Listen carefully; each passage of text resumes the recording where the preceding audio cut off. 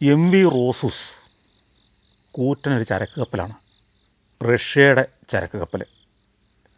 ഈ കപ്പൽ ജോർജിയയുടെ തുറമുഖമായ ബാത്തൂമി അവിടെ നിന്ന് അമോണിയം നൈട്രേറ്റ് എന്ന് പറയുന്ന വലിയ സ്ഫോടന ശേഷിയുള്ള കെമിക്കൽസുമായിട്ട് യാത്ര പുറപ്പെട്ടു. മൊസാംബിക് എന്ന തെക്കേ ആഫ്രിക്കയുടെ കിഴക്കേ തീരത്തുള്ള രാജ്യം ലക്ഷ്യമാക്കിയാണ് യാത്ര പുറപ്പെട്ടത്. അവിടുന്ന് കരിങ്കടലിലൂടെ യാത്ര ചെയ്ത് മെഡിറ്ററേനിയൻ സമുദ്രത്തിലേക്ക് എത്തി. മെഡിറ്ററേനിയൻ സമുദ്രത്തിലൂടെ വന്ന് ഈജിപ്തിൻ്റെ സൂയസ് കനാൽ കടന്നു വേണം ചെങ്കടലിലേക്ക് കയറി അവിടെ നിന്ന് അറബിക്കടലിലൂടെ യാത്ര ചെയ്ത് മൊസാംബിക്കിലെത്താൻ. പക്ഷേ ഈ കപ്പലിൻ്റെ ഉടമസ്ഥനും ആ കപ്പൽ നടത്തുന്നവരുമൊക്കെ അത്ര നല്ല ക്ലിയറായ പശ്ചാത്തലമുള്ളവരായിരുന്നില്ല. വളരെ സാമ്പത്തിക പ്രതിസന്ധി അനുഭവിച്ചിരുന്നൊരു കപ്പൽ. ജീവനക്കാർക്കൊക്കെ ശമ്പളം ചൊവ്വേനേരെ കിട്ടുന്നുണ്ടായിരുന്നില്ല. അപ്പോൾ ഈ കപ്പൽ ജോർജിയയിൽ നിന്ന് പുറപ്പെട്ട് മെഡിറ്ററേനിയൻ സമുദ്രത്തിലേക്ക് കയറിക്കഴിഞ്ഞപ്പോൾ കപ്പലിലേക്ക് ഒരു നിർദ്ദേശം വന്നു. നിങ്ങളൊരു കാര്യം ചെയ്യണം, നിങ്ങൾ ലെബനോനിലെ ബെയ്റൂട്ട് തുറമുഖത്തേക്ക് അടുക്കണം. അവിടെ നിന്ന് കുറച്ച് ചരക്കൂടെ കയറ്റാനുണ്ട്. അപ്പോൾ ഈ സൂയസ് കനാൽ കടന്ന് മെഡിറ്ററേനിയൻ സമുദ്രത്തിൽ നിന്ന് ചെങ്കടലിലേക്ക് കടക്കണമെങ്കിൽ വലിയ ടോൾ കൊടുക്കണം. സൂയസ് കനാലിന് വലിയ ഫീസാണ്, വലിയ നിരക്കാണ്. അപ്പോൾ ഇത് കൊടുക്കാനുള്ള പൈസ പോലും ഈ കപ്പൽ കമ്പനിക്ക് ആ സമയത്തില്ല. അപ്പോൾ അഡീഷണലായിട്ട് കുറച്ച് ചരക്കൂടെ കയറ്റി കഴിഞ്ഞാൽ അതിൻ്റെ വരുമാനം കൊണ്ട് നമുക്ക് ഈ സൂയസ് കനാൽ കടക്കാനുള്ള ഫീസ് കൊടുക്കാം. ഇതാണ് കപ്പലിലെ ജീവനക്കാർക്ക് കിട്ടിയ നിർദ്ദേശം. കപ്പൽ ബെയ്റൂട്ടിൻ്റെ തുറമുഖത്തടുത്തു. ബെയ്റൂട്ട് നമുക്കറിയാം ലെബനോൻ്റെ തലസ്ഥാനമാണ്. ആ തീരത്തടുത്തു. പക്ഷേ ഇവരുദ്ദേശിച്ച പോലെ ചരക്ക് കിട്ടുന്നില്ല. അവരുദ്ദേശിച്ച ചരക്ക് കൊണ്ടുവരുന്ന കമ്പനിയുമായിട്ടുള്ള നെഗോസിയേഷൻ പാളിപ്പോയി. പക്ഷേ കപ്പൽ അവിടുന്ന് പുറപ്പെടാൻ വൈകുന്നു. ദിവസം കഴിയും തോറും ബെയ്റൂട്ടിലെ തുറമുഖത്തിന് കൊടുക്കേണ്ട വാടകയുണ്ട്. ഓരോ കപ്പലും തീരത്തടുത്ത് കടന്നാൽ അവിടെ വാർഫിന് വാടക കൊടുക്കണം. ആ തുക കൊടുക്കാൻ കാശില്ല. റഷ്യൻ കമ്പനിയാണ്, ഒരു റഷ്യക്കാരനാണ് അതിൻ്റെ മുതലാളി. അയാൾ ഉരുണ്ട് കളിക്കുകയാണ്. ഒടുവിൽ ബെയ്റൂട്ടിലെ ആ തുറമുഖാധികാരികൾ ആ കപ്പൽ അവിടെ തടഞ്ഞിട്ടു. കാശ് തന്നിട്ട് കൊണ്ടുപോയാൽ മതി. പക്ഷേ ഈ കപ്പലിനകത്ത് ഉഗ്രസ്ഫോടകശേഷിയുള്ള അമോണിയം നൈട്രേറ്റ് എന്ന് പറയുന്ന രാസവസ്തുവാണ്. 2750 ടൺ രാസവസ്തുവാണ് അതിനകത്തിരിക്കുന്നത്. എന്നുവെച്ചാൽ അതിഭീകരമായ സ്ഫോടനശേഷിയുള്ള രാസവസ്തു. ആഴ്ചകൾ കടന്നു. ഈ കപ്പലിലെ ജീവനക്കാർക്ക് പുറത്തിറങ്ങാൻ കഴിയുന്നില്ല. പുറത്തിറങ്ങിയിട്ട് വേണമല്ലോ അവരുടെ സ്വന്തം നാട്ടിലേക്ക് പോകാൻ. പൈസ കൈ കിട്ടുന്നില്ല. ഈ കപ്പലിൽ നിന്ന് ജീവനക്കാർക്ക് പുറത്തിറങ്ങാനുള്ള അനുമതിയില്ല ലെബനോനിലേക്ക്. അവർക്ക് അതിനുള്ള വിസയില്ല, അതിനുള്ള പേപ്പറുകളില്ല. ആഴ്ചകളും മാസങ്ങളും ദുരിത ജീവിതമായിരുന്നു ഈ കപ്പലിലെ ജീവനക്കാർ. ഒടുവിൽ അവരെങ്ങനെയോ പുറത്ത് കടന്നു, അവരവരുടെ നാട്ടിലേക്ക് മടങ്ങി. പിന്നീട് മറ്റേതോ കമ്പനിയിലും മറ്റേതോ കപ്പലിലൊക്കെ ജോലിക്ക് പോയിട്ടുണ്ടാവാം. ഇതൊക്കെ സംഭവിക്കുന്നത് 2013 2013 ഈ തുറമുഖത്ത്, ബെയ്റൂട്ടിൻ്റെ തുറമുഖത്തടുത്ത ഈ കപ്പലും ആ കപ്പലിനുള്ളിലെ അമോണിയം നൈട്രേറ്റും മാസങ്ങളല്ല ഏതാനും വർഷങ്ങൾ അവിടെ കിടന്നു, ആരും തിരിഞ്ഞു നോക്കാതെ. അതിനിടയ്ക്ക് കേസുകൾ നടന്നു. ഈ മുതലാളി കപ്പൽ ഉപേക്ഷിച്ചു. 2018 ആയപ്പോഴേക്കും ഈ കപ്പലിൽ പരിചരണമൊന്നുമില്ലാതെ, റിപ്പയേഴ്സ് ഇല്ലാതെ, മെയിൻ്റനൻസ് ഇല്ലാതെ അടിയിൽ നിന്ന് വെള്ളം കയറി തുടങ്ങി. അത് പയ്യെ മുങ്ങുന്ന അവസ്ഥയെത്തി. അപ്പോൾ തുറമുഖാധികാരികൾ പറഞ്ഞു, ഇതിനകത്തെ അമോണിയം നൈട്രേറ്റ് ഉടനെ മാറ്റണം, ഇല്ലെങ്കിൽ വലിയ അപകടമാണ്. ഉടനെ ഇത് കോടതി ഉത്തരവിനെ തുടർന്ന് ബെയ്റൂട്ടിലെ വാർഫിൽ, തുറമുഖത്തുള്ള 12-ാം നമ്പർ വെയർഹൗസിലേക്ക് ഈ സ്ഫോടക വസ്തുക്കളെല്ലാം, ഏതാണ്ട് 2750 ടൺ സ്ഫോടക വസ്തുക്കൾ മാറ്റി സുരക്ഷിതമാക്കി. പക്ഷേ അധികം താമസിയാതെ ഈ കപ്പൽ വെള്ളം കയറി മുങ്ങിക്കൊണ്ടിരുന്ന കപ്പലിനെ പ്രധാന തുറമുഖ ഭാഗത്തുനിന്ന് വേറൊരു ഭാഗത്തേക്ക് മാറ്റിയിട്ടു. പക്ഷേ അത് ക്രമേണ വെള്ളത്തിൽ മുങ്ങിപ്പോയി. അങ്ങനെ ഇരിക്കെ 2020 ആകുന്നു. അപ്പോഴേക്കും ഈ വെയർഹൗസിലേക്ക് ഈ അതിതീവ്രമായ സ്ഫോടക വസ്തു എത്തിയിട്ട് 2 വർഷമാകുന്നു. 2020 ഓഗസ്റ്റ് മാസം 4-ാം തീയതി വൈകുന്നേരം 5:30 ഈ 12-ാം നമ്പർ ഗോഡൗണിൽ, വെയർഹൗസിൽ ചെറിയൊരു തീപിടുത്തം ഉണ്ടാകുന്നു. അതിനുള്ളിൽ വേറൊരു ഭാഗത്ത് ഫയർ വർക്സിനുള്ള കയറ്റി അയക്കാനോ കൊണ്ടുവന്നിറക്കിയതോ ആയ കുറേ വസ്തുക്കൾ സൂക്ഷിച്ചിട്ടുണ്ടായിരുന്നു. അതിലൊരു ഭാഗത്തിനായിരിക്കണം തീ പിടിച്ചിട്ടുണ്ടാവുക. ചെറിയ തോതിൽ തീ പിടിച്ചു. പക്ഷേ ഏതാനും മിനിറ്റുകൾക്കകം ബെയ്റൂട്ട് നഗരത്തെയും ലോകത്തെ ആകെയും നടുക്കിക്കളയുന്ന അതിഭീകരമായൊരു സ്ഫോടനം അവിടെ ഉണ്ടാകുകയാണ്. ആ സ്ഫോടനത്തിൻ്റെ തീവ്രത എത്രയായിരുന്നു എന്ന് അറിയണമെങ്കിൽ ലോകത്ത് ആറ്റം ബോംബ് സ്ഫോടനത്തിന് ശേഷം ലോക ചരിത്രത്തിൽ അത്രയും വലിയൊരു സ്ഫോടനം ഉണ്ടായിട്ടില്ല. ആറ്റം ബോംബുകൾ നാഗസാക്കിയിലും ഹിരോഷിമയിലും ഉണ്ടാക്കിയ സ്ഫോടനത്തിന് ശേഷം അത്ര വലിയൊരു സ്ഫോടനം ലോക ചരിത്രത്തിൽ ഉണ്ടായിട്ടില്ല. ആ തുറമുഖമാകെ തകർന്ന് തരിപ്പണമായിപ്പോയി. ഈ 12-ാം നമ്പർ ഗോഡൗൺ മാത്രമല്ല, തുറമുഖ പ്രദേശമാകെ ഒരു ഭീകര ഗർത്തമായിട്ട് മാറി. ഈ സ്ഫോടനത്തിൽ ഏതാണ്ട് 3 ലക്ഷം ആളുകൾ താമസിച്ചിരുന്ന കെട്ടിടങ്ങളും വീടുകളും തകർന്ന് തരിപ്പണമായി. 100 കണക്കിന് ഹോട്ടലുകൾ തകർന്നു. 12-13 കിലോമീറ്റർ വരെ അകലെയുള്ള വീടുകളുടെയും കെട്ടിടങ്ങളുടെയും ജാലകച്ചില്ലുകളും ഉള്ളിലെ ഉപകരണങ്ങളെല്ലാം തകർന്നു വീണു. 3 ലക്ഷത്തോളം ആളുകൾ വീടില്ലാത്തവരായി മാറി. 10-100 സ്കൂളുകൾ തകർന്നു. അവിടുത്തെ ഏറ്റവും സുപ്രധാനമായ 4-5 ഹോസ്പിറ്റലുകൾ പൂർണ്ണമായിട്ട് ഇല്ലാതായിപ്പോയി. പക്ഷേ ജീവഹാനി ഏതാണ്ട് 300-ൽ താഴെ ആളുകൾക്ക് മാത്രമേ ഉണ്ടായുള്ളൂ. 7000-ത്തിലധികം ആളുകൾ അതിതീവ്രമായ പരിക്കുകളേറ്റ് പല ആശുപത്രികളിലായി. ലോകം ഞെട്ടിത്തരിച്ചു. ഇതെന്താ സംഭവിച്ചത്? കാരണം ഈ ലെബനോൻ നിരന്തരം സ്ഫോടനങ്ങൾ കണ്ടു വളർന്നൊരു നാടാണ്. ഏതാണ്ട് 1960-കളിലും 70-കളിലും 80-കളിലും ഒക്കെ തീവ്രവാദത്തിൻ്റെ ഒരു കളിത്തൊട്ടിലായി വളർന്ന ഒരു നഗരം. ഹിസ്ബുള്ളയും PLOയും ഒക്കെ അവരുടെ ആസ്ഥാനമാക്കിയിരുന്നത് ആ ലെബനോനാണ്. ലെബനോനിലെ ഈ ബെയ്റൂട്ടാണ്.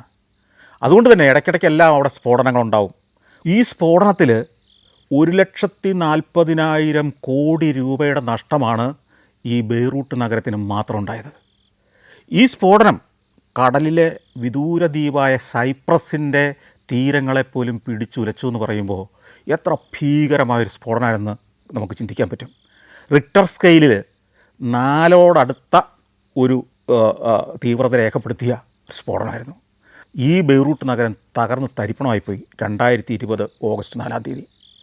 ഈ സ്ഫോടനം നടന്ന ഈ തുറമുഖ ഭാഗത്ത് അവിടുത്തെ മറീനയിൽ 2014 മെയ് മാസത്തിൻ്റെ അവസാനത്തെ ദിവസങ്ങളിലെ ഒരു രാത്രിയിൽ അതിഭീകരമായ സ്ഫോടന വസ്തുക്കൾ നിറച്ച ഒരു കപ്പൽ ഇവിടെ അടുത്ത് കിടപ്പുണ്ടെന്നറിയാതെ ഞാനും ആ തീരത്തിൻ്റെ ആഘോഷങ്ങളിൽ പങ്കാളികളായി.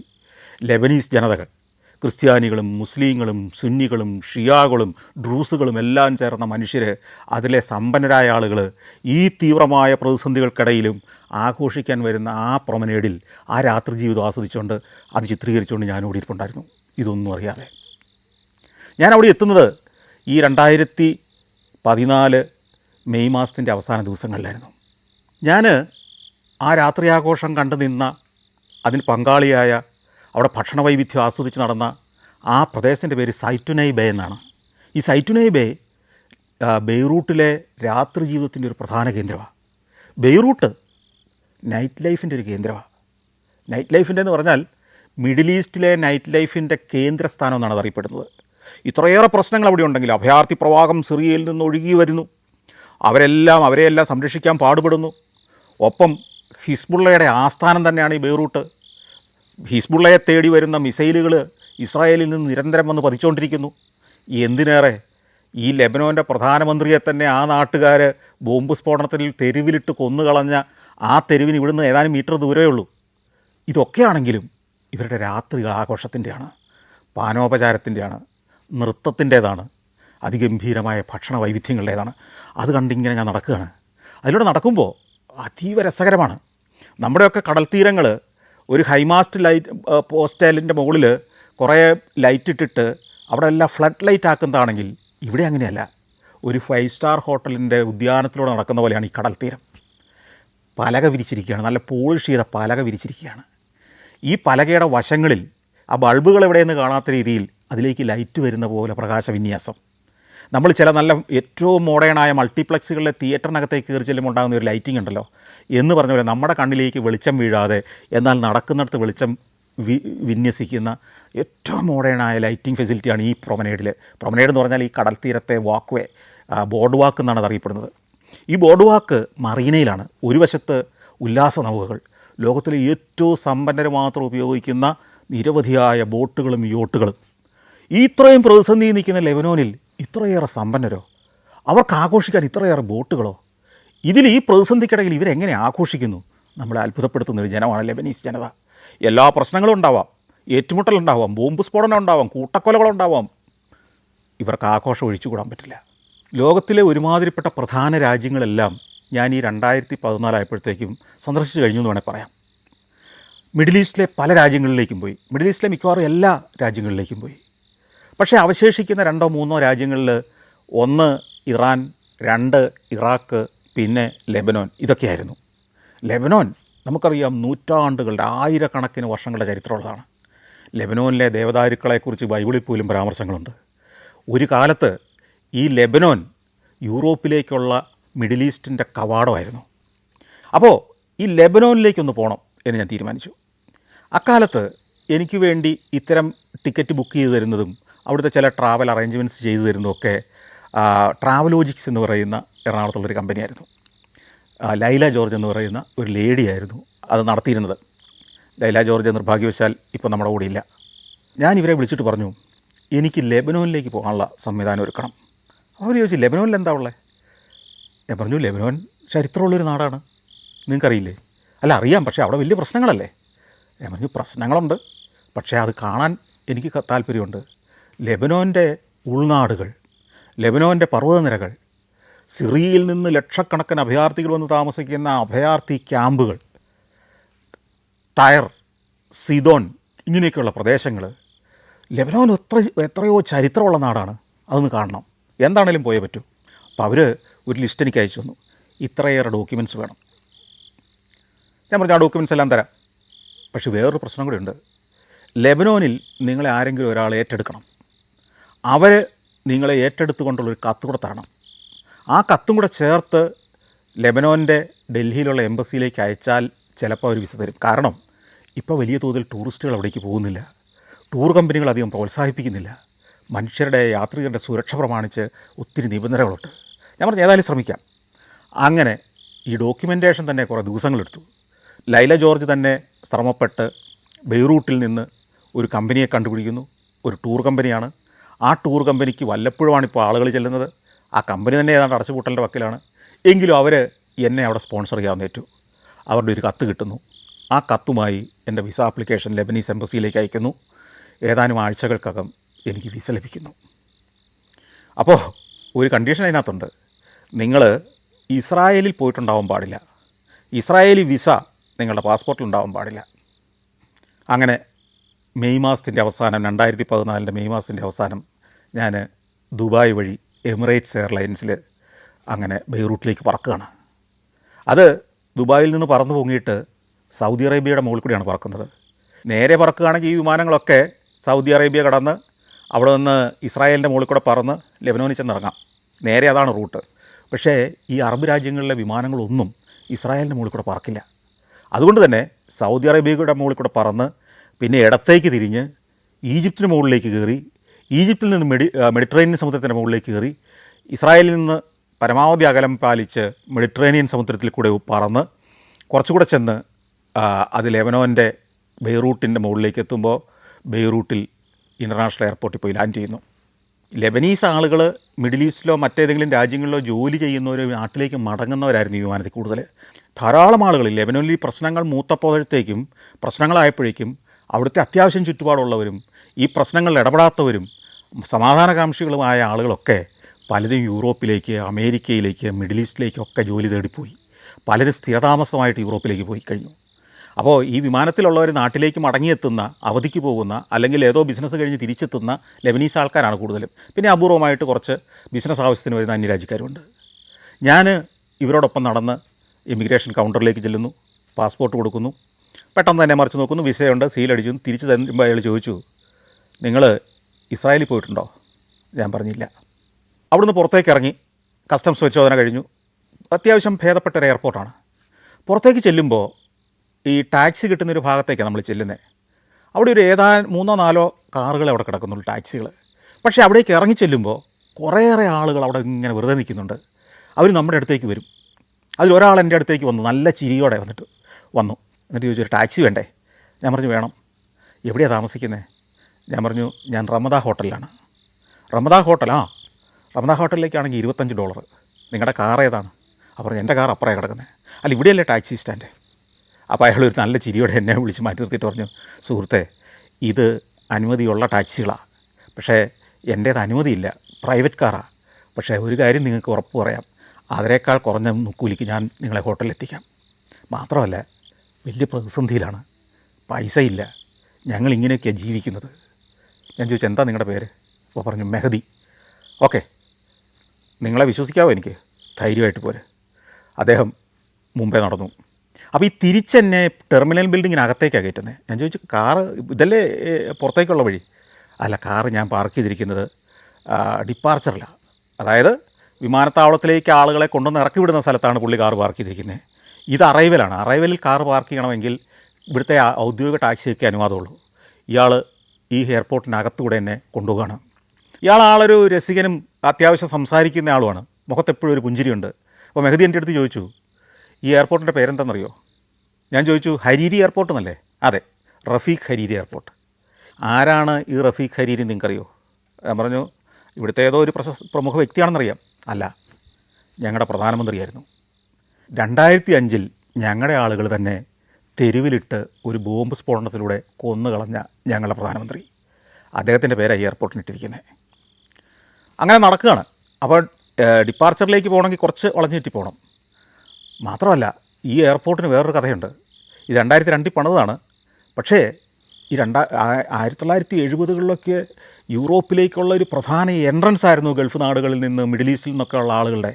പിന്നീട് ഈ തീവ്രവാദം, സംഘടനകൾ, ഇസ്രായേലിൽ നിന്നുള്ള ആക്രമണങ്ങൾ, ഞങ്ങളുടെ അകത്ത് തന്നെ ക്രിസ്ത്യാനികളും മുസ്ലിങ്ങളും തമ്മിലുള്ള പോരാട്ടങ്ങൾ, ഇതെല്ലാം വന്നപ്പോൾ ഇത് അടച്ചിടേണ്ടി വന്നു.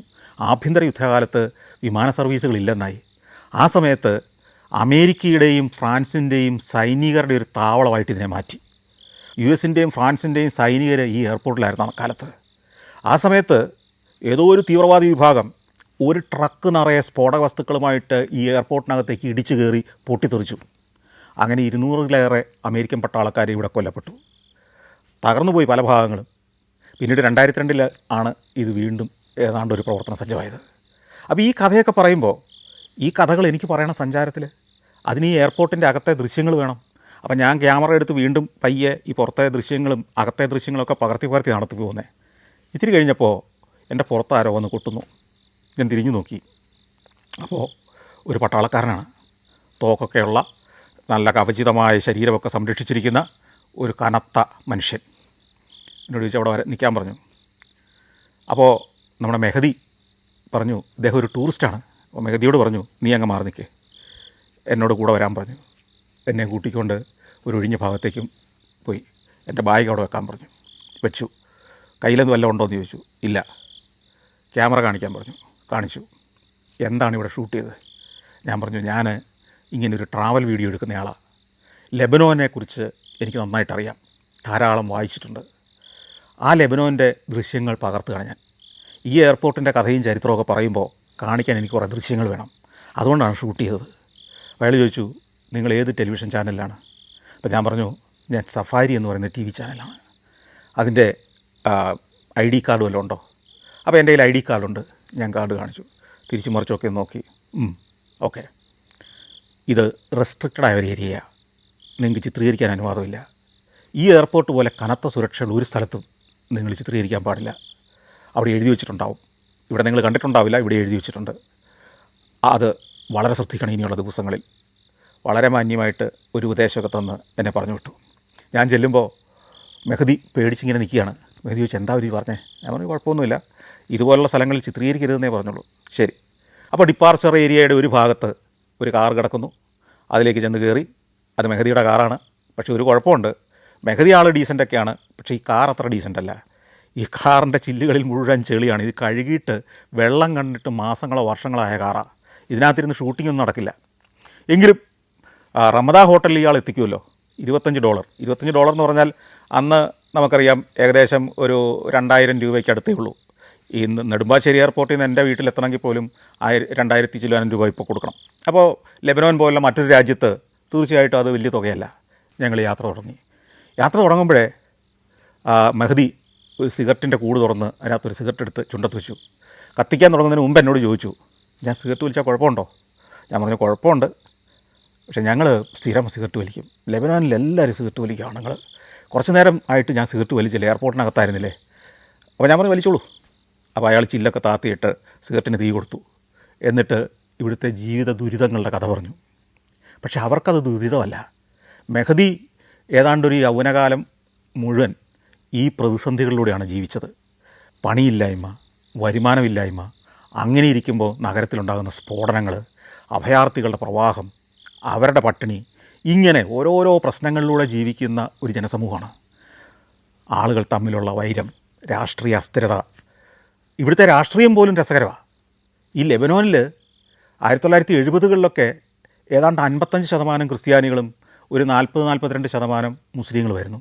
എന്നാൽ പിന്നീട് അഭയാർത്ഥികളും മറ്റ് രാജ്യങ്ങളിൽ നിന്ന് കുടിയേറി വന്നവരും ഒക്കെയായിട്ട് പലവിധ കാരണങ്ങൾ കൊണ്ട് ഈ കാലമായപ്പോഴത്തേക്കും, ഞാനാ ചെല്ലുന്ന കാലമൊക്കെ ആയപ്പോഴത്തേക്കും ഏതാണ്ട് 65% മുസ്ലിങ്ങളും ഏതാണ്ട് 32% ക്രിസ്ത്യാനികളുമായിട്ട് അതിൻ്റെ പ്രൊപ്പോർഷൻ മാറി.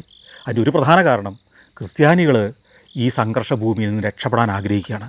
അവർ യൂറോപ്പിലേക്ക്, അമേരിക്കയിലേക്കൊക്കെ കുടിയേറിക്കൊണ്ടിരിക്കുക നിരന്തരമായിട്ട്. ക്രിസ്ത്യൻ പ്രദേശങ്ങളെല്ലാം ആളൊഴിഞ്ഞ് പോയിക്കൊണ്ടേയിരിക്കുകയാണ്. അവിടേക്ക് ഈ പാലസ്തീനിൽ നിന്നും സിറിയയിൽ നിന്നൊക്കെയുള്ള അഭയാർത്ഥികൾ അനധികൃതമായി കയറി വന്നവരൊക്കെ ആയിട്ട് താമസമാക്കിയിരിക്കുന്നത്. അങ്ങനെ ഈ ജനസംഖ്യ വലിയ മാറ്റം വന്നിരിക്കുന്നു. വേറൊരു കാര്യം കൂടെ ഉണ്ട്. അവിടെ നേരത്തെ തന്നെ എഴുതിയുണ്ടാക്കിയിരിക്കുന്ന ഭരണഘടന അനുസരിച്ച് പ്രസിഡൻറ്റിൻ്റെയും പ്രധാനമന്ത്രിയുടെയും പാർലമെൻറ്റ് സ്പീക്കറിൻ്റെയും പദവികൾ പോലും സംവരണം ചെയ്യപ്പെട്ടിരിക്കുക. അവിടുത്തെ പ്രസിഡൻറ്റ് ഒരു ക്രിസ്ത്യാനിയായിരിക്കണം, അതാണ് വ്യവസ്ഥ. അവിടുത്തെ പ്രധാനമന്ത്രി, ഭരണത്തിൻ്റെ തലവൻ പ്രധാനമന്ത്രി ഒരു സുന്നി മുസ്ലിം ആയിരിക്കണം. എന്നാൽ പാർലമെൻറ്റിൻ്റെ സ്പീക്കർ ഒരു ഷിയ മുസ്ലിം ആയിരിക്കണം. ഇതാണ് വ്യവസ്ഥ. അങ്ങനെ കടന്നു പോകുമ്പോൾ പല കെട്ടിടങ്ങളും പാതി തകർന്നത്, പലതിൻ്റെയും ചില്ലുടർന്നത്, ചിലതിൻ്റെയും എല്ലാം ഭിത്തിയിൽ കരിഞ്ഞ പാടുകൾ. അപ്പോൾ ഓരോന്നും കടന്നു പോകുമ്പം ഇയാൾ പറയും, ഇത് 3 കൊല്ലം മുമ്പ് ബോംബ് സ്ഫോടനം ഉണ്ടായ കെട്ടിടം, ഇത് കഴിഞ്ഞ മാസം ബോംബ് പൊട്ടിയ കെട്ടിടം, ഇതതിന് മുമ്പത്തെ മാസം മിസൈൽ വീണ കെട്ടിടം. ഇങ്ങനെ നിർവികാരമായിട്ട് ഈ ബെയ്റൂട്ടിൻ്റെ തെരുവുകളിലൂടെ കാർ ഓടിച്ച് ഞങ്ങൾ ഡൗൺ ടൗൺ ഏരിയയിലെ ഹോട്ടൽ റമദയുടെ മുന്നിൽ പോയി നിന്നു. അവിടെ കാർ കൊണ്ട് നിർത്തി. ഞാൻ ഇറങ്ങി ഹോട്ടലിനകത്തേക്ക് കയറി ചെന്നു. റിസപ്ഷനിൽ ഒരാളുണ്ട്. ഈ ഹോട്ടലിൽ ഒരു മനുഷ്യനില്ല, ടൂറിസ്റ്റുകൾ വരുന്നില്ല, വല്ലപ്പോഴും വരുന്ന ബിസിനസ്സുകാരായ സന്ദർശകർ മാത്രം. ഞാൻ ചെക്ക് ഇൻ ചെയ്തു. എൻ്റെ മുറി അവിടെ റിസർവ് ചെയ്തിട്ടുണ്ട്. ഓക്കെയാണ് കാര്യങ്ങളൊക്കെ. ഞാൻ എൻ്റെ പാസ്പോർട്ട് കൊടുത്തു. അപ്പോഴും മെഹദി പുറത്ത് കാത്തു നിൽക്കുന്നുണ്ട്. ഞാൻ മെഹദിയോട് പറഞ്ഞു, മെഹദി മതി, ഇവിടെ എല്ലാം റെഡിയാണ്. ഞാൻ $25 എടുത്ത് കൊടുത്തു. മെഹദി പറഞ്ഞു, നാളെയും മറ്റന്നാളും ഒക്കെ നിങ്ങൾക്ക് എവിടെയൊക്കെ പോകാനില്ലേ? ഞാൻ പറഞ്ഞു, പോകാനുണ്ട്. അത് ഞാനിവിടെ ഒരു ടൂർ കമ്പനി അറേഞ്ച് ചെയ്തിട്ടുണ്ട്, അവർ വരും. ഇനി എന്തെങ്കിലും അസൗകര്യം ഉണ്ടാവുകയോ ഇനി നിങ്ങളുടെ കാറ് ആവശ്യം വരികയോ ചെയ്താൽ ഞാൻ വിളിച്ചോളാം. അപ്പോൾ മെഹദി പറഞ്ഞു, എൻ്റെ നമ്പർ വേണം. ഞാൻ ആ നമ്പർ എനിക്ക് തന്നു. ഞാൻ എൻ്റെ ഫോണിൽ ഫീഡ് ചെയ്തു. മെഹദി യാത്ര പറഞ്ഞു പോയി. $25 കൊണ്ട് ചിലപ്പോൾ ആ കുടുംബം ഒരു 3-4 ദിവസം കഴിയുമായിരിക്കാം. ഞാൻ ലഗേജൊക്കെ ആയിട്ട് മുറിയിലേക്ക് പോയി. നല്ല മുറി, നല്ല ഹോട്ടൽ. റമദാൻ നമുക്കറിയാമല്ലോ, ഇൻ്റർനാഷണൽ ബ്രാൻഡാണ്. നല്ല ഹോട്ടൽ മുറി. ആ ജനലിലൂടെ കർട്ടനൊക്കെ മാറ്റി ഞാൻ നോക്കുമ്പോൾ തൊട്ടടുത്ത് കെട്ടിടങ്ങളുടെ പണി നടക്കുന്നുണ്ട്. ഇത്രയും പ്രതിസന്ധിയിലായ, പ്രതീക്ഷയെല്ലാം നഷ്ടപ്പെട്ട ഒരു രാജ്യത്തും പുതിയ പ്രതീക്ഷയോടെ കെട്ടിടങ്ങൾ ഉയർന്നു വരുന്ന കാഴ്ച കാണാം. എന്തൊക്കെയോ സാധ്യതകൾ അവരൊക്കെ കാണുന്നുണ്ട്. ഞാൻ ഈ റിസപ്ഷനിൽ നിന്ന് ഈ നഗരത്തിൻ്റെ ഒരു മാപ്പ് എടുത്തിരുന്നു. മാപ്പ് എടുക്കുക മാത്രമല്ല, റിസപ്ഷനിലിരുന്ന ആളെ കൊണ്ട് ഇവിടെ നൈറ്റിൽ ഫുഡ് കിട്ടുന്ന സ്ഥലങ്ങൾ, നൈറ്റ് ലൈഫിൻ്റെ ഏരിയ, അതുപോലെ തന്നെ ഇതിൻ്റെ തൊട്ടടുത്തുള്ള ആകർഷകമായ സ്ഥലങ്ങൾ, ഇതൊക്കെ ഒന്ന് മാർക്ക് ചെയ്ത് മേടിച്ചു. അപ്പോഴാണ് ഇതിനകത്ത് കാണുന്നത്, ഞാൻ ഈ താമസിക്കുന്ന ഹോട്ടലിൻ്റെ മുന്നിൽ നിന്ന് നേരെ മുന്നോട്ട് നടന്ന, കുറച്ച് വളഞ്ഞ് തിരിഞ്ഞൊക്കെ നടന്ന് അങ്ങ് എത്തുന്നത് കടൽ തീരത്തേക്കാണ്, ഈ തുറമുഖ ഭാഗത്തേക്കാണ്. നൈറ്റ് ലൈഫിൻ്റെ പ്രധാന കേന്ദ്രമായ ആ വാട്ടർ ഫ്രണ്ട് പ്രൊമനേഡിലേക്കാണ്.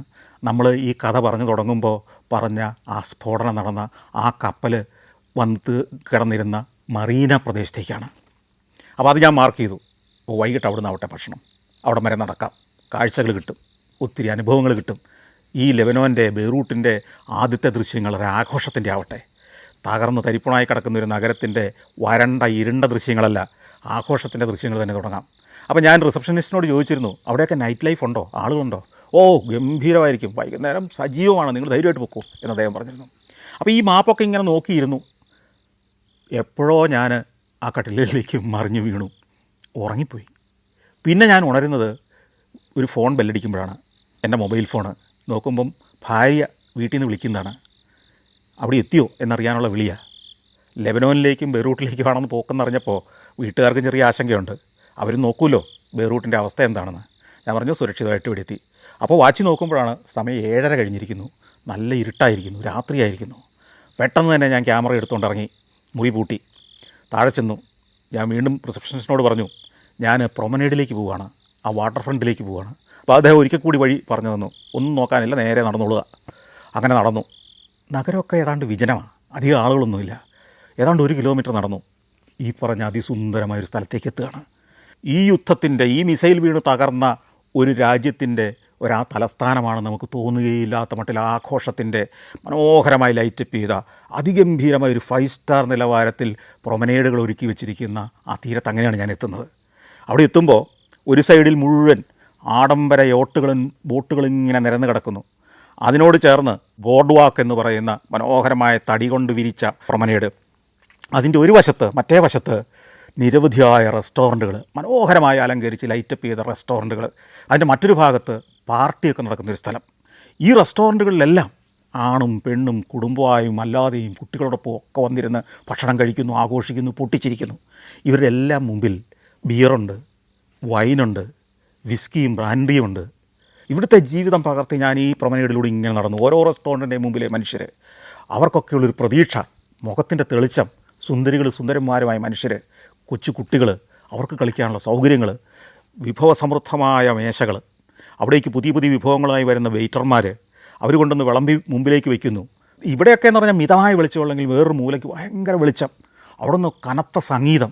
ഞാൻ അവിടേക്ക് നടന്നു. അവിടെ ചെല്ലുമ്പോൾ കുറേ ആളുകൾ നൃത്തം ചെയ്യുന്നു, കുറേ ആളുകൾ കൂടിയിരുന്ന് ഭക്ഷണം കഴിക്കുന്നു. ചുറ്റും നിരത്തിയിട്ടിരിക്കുന്ന മേശകളിൽ ആളുകൾ ഇരുന്ന് ഭക്ഷണം കഴിക്കുന്നു. നടുക്ക് ചെറിയൊരു മണ്ഡപം, അവിടെ ഒരു വിവാഹം നടക്കുകയാണ്. അവിടെ എഴുതി വെച്ചിട്ടുണ്ട് അബ്ദുള്ളയുടെയും നൈമയുടെയും വിവാഹമാണ്. പക്ഷേ വധുവരന്മാരെ അവിടെ കാണുന്നില്ല. പെൺകുട്ടികളും ആൺകുട്ടികളും മുതിർന്നവരും ഒക്കെ അവിടെ നൃത്തം ചെയ്യുന്നുണ്ട്. കുറേ പേര് പാനോപചാരത്തിലാണ്, മദ്യപിക്കുന്നവരുണ്ട്, അല്ലാത്തവരുണ്ട്. വലിയൊരു ആഘോഷം. ഞാൻ കുറേ നേരം കാത്തു നിന്നു. അകത്തേക്ക് ഞാൻ കയറിയില്ല, പുറത്ത് നോക്കി നിന്നു. എങ്ങനെയാണ് ഇവരുടെ വിവാഹം എന്നറിയണം. ഇത്തിരി കഴിഞ്ഞപ്പോഴത്തേക്കും വെളുത്ത വസ്ത്രത്തിൽ നൈമയും അബ്ദുള്ളയും വന്നു. അബ്ദുള്ള ഇത്തിരി പ്രായമുള്ള, അല്ലെങ്കിൽ ഒരു മധ്യവയസ്സിൽ എത്തിയ ഒരാളാണെന്ന് എനിക്ക് ഒറ്റ നോട്ടത്തിൽ തോന്നി. വിവാഹത്തിൻ്റെ വിവിധ ആഘോഷങ്ങൾ, നൃത്തം, പാട്ട്, ഗംഭീരമായ സംഗീതം, ഇതെല്ലാം കണ്ട് കുറേ നേരം ഞാൻ അവിടെ നിന്നു. ഇത് കാണാൻ എന്നെപ്പോലെ തന്നെ വേറെ ആളുകൾ ഇതിൻ്റെ പുറത്തിങ്ങനെ വന്ന് നിൽക്കുന്നുണ്ട്, ഈ വിവാഹം കാണാൻ, ഈ വിവാഹത്തിൻ്റെ ആഘോഷം കാണാൻ. ഏറെ നേരം ഞാൻ ഈ കാഴ്ചകളിലൂടെ എല്ലാം ക്യാമറയായിട്ട് നടന്നു. പിന്നെ ഒരു റെസ്റ്റോറൻറ്റിലേക്ക് കയറി. എനിക്ക് ലെബനീസ് ഫുഡ് കഴിക്കണം. ഈ ലെബനോനിലേക്ക് ഞാൻ വരാനുള്ള ഒരു പ്രധാന കാരണം ലെബനീസ് ഫുഡാണ്. എനിക്ക് ഏറ്റവും ഇഷ്ടപ്പെട്ട ഭക്ഷണങ്ങളിലൊന്ന് ലെബനോൻ്റെ ഭക്ഷണം. ഒരിക്കലും ഞാൻ ഖത്തറിൽ പോയപ്പോൾ അവിടെ നിന്നാണ് ഒരു ലെബനീസ് റെസ്റ്റോറൻറ്റിൽ കയറുന്നത്.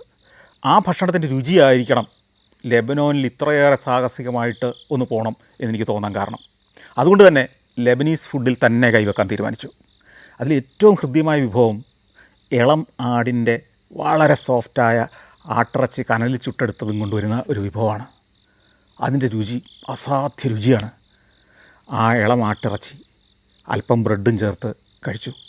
പിന്നെ സാലഡ്, നിരവധിയായ അനുസാരികൾ, ഇങ്ങനെയുള്ള സാധനങ്ങളെല്ലാം ചേർത്ത് ആ ലെബനീസ് ഭക്ഷണം കഴിച്ചപ്പോഴത്തേക്കും നേരം 12 മണിയായി. എൻ്റെ കണ്ണുകൾ താനെ അടഞ്ഞു തുടങ്ങിയിരുന്നു. നല്ല ക്ഷീണമുണ്ട്. പക്ഷേ എനിക്ക് ചുറ്റുമുള്ള ആളുകൾ നേരം വെളുക്കുവോളം ഇവിടെ ഉണ്ടെന്ന് എനിക്കറിയാം.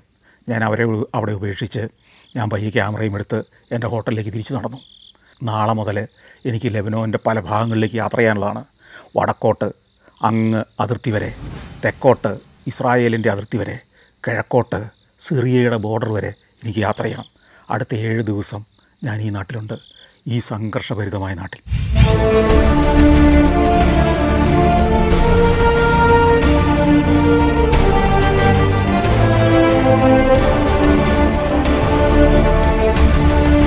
Djibouti, Fiji, Lebanon, Ethiopia, Armenia. സഞ്ചാരം വോളിയം നമ്പർ 17. ഫുൾ HD-യിലുള്ള ഈ അപൂർവ ദൃശ്യയാത്രാ വിവരണ ശേഖരം സ്വന്തമാക്കാൻ സഞ്ചാരം എന്ന് SMS ചെയ്യൂ. ഫോൺ 9995 444 222.